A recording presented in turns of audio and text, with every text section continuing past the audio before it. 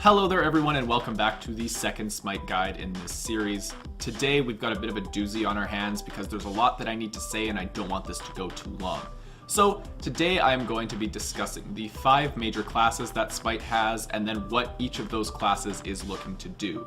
Now note before we dive in that this is really a more general look, right?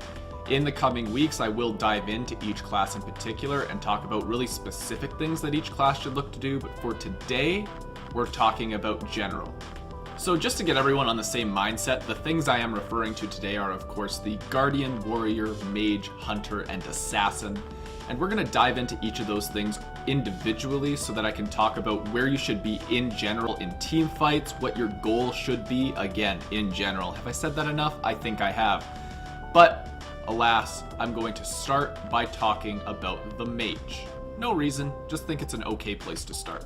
And actually, one more thing I'm going to add, any comments, criticism, or questions can be left in the comment section down below. I will respond to you as fast as my fingers can allow me to. So without diving into the different types of mages that exist, again, another video. In general, the mage is the person that is building burst damage. So they are stacking power items in order to do as much damage in as little a time as possible, and this is mostly done through ability damage. You aren't seeing mages go into the game and are building auto attacks. There are exceptions, again, different video, but in general, you are the one that is trying to blow someone up using your abilities. So that's the general explanation. In team fights, the mage is looking to play safe, right? You don't have any tank items on you, so you're not going to be able to take a lot of damage if someone tries to dive you. What you can do is try to blow people up. You have a lot of damage, you're going to have a lot of penetration, so you need to try and deliver as much damage in as little time that you can.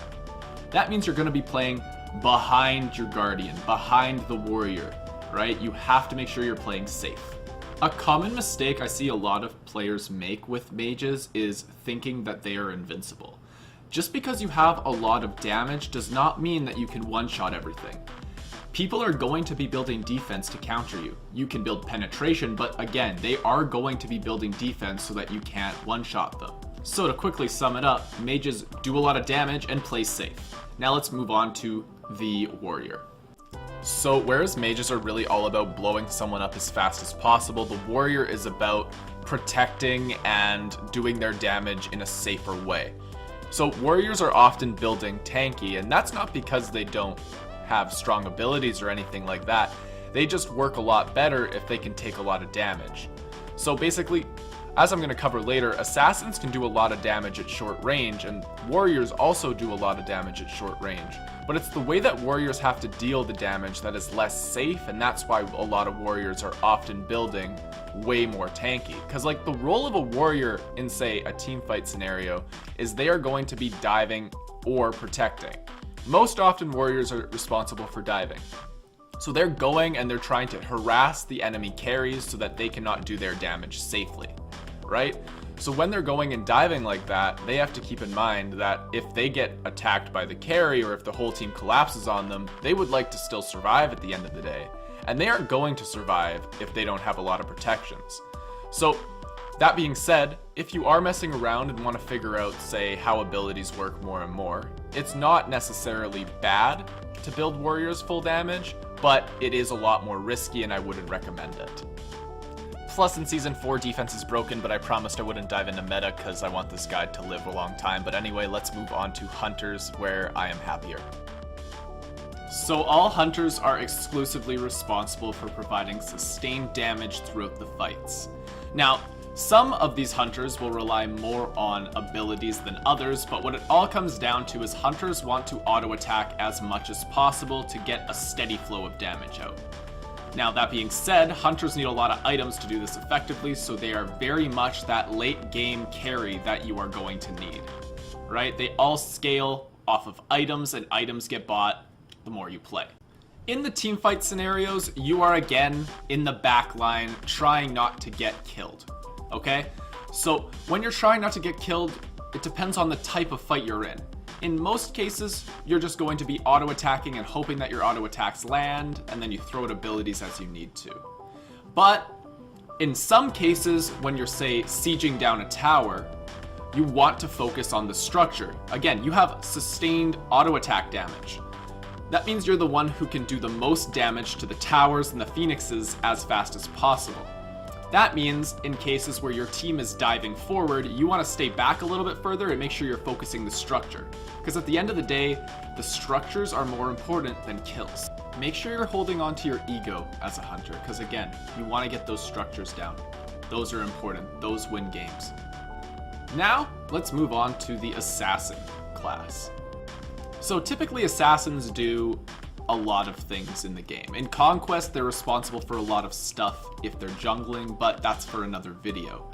Basically, the general overview of Assassin is they are diving the damage dealers and destroying them before they can do too much, right? So as the Assassin, you are jumping and getting to the back line and you are blowing up the carries that are doing the most damage. You are on a hunt for the other hunter, the other mage. You are trying to put them down so that they cannot kill your team. Assassin positioning is complicated. You often are waiting in the jungle. You are basically waiting for the prime time to strike. But assassins and their whole positioning thing is a video unto itself. So right now I'm going to move on to Guardians, because Guardians is our last topic for today. Now, Guardians are the glue that really holds the team together. They are responsible for setting up kills and protecting the carries. So team fights are pretty much just like an extended chess match, but Guardians can always be looked to either start the fight or protect. If they're not starting the fight, then they should be protecting. Now, there's different ways that Guardians can protect, right? So they can either go on the offensive and stop and take a lot of damage, or they can stay on the defensive and use their crowd control to stop the enemy from getting to the carries. Now, different gods are better at either being the aggressive or the defensive support. That just comes down to experience and lowering your character. For instance, I wouldn't want a Khepri diving the backline, but I wouldn't want an Ares specifically trying to peel either. Next week, I'm going to do a full guide on what is called scaling in Smite. I'll explain it next week. I was going to make a little mini guide on it and have it come out before next Friday, but upon actually trying to deal with it, it is a lot more complicated than I thought it would be to explain. So I'm going to have that ready for you guys by next Friday. Anyways, that's all the time that I have for this video, so if you've enjoyed watching today, leave a like on the video. If you want to see more stuff from me, subscribe to the channel. I have a new guide coming every Friday.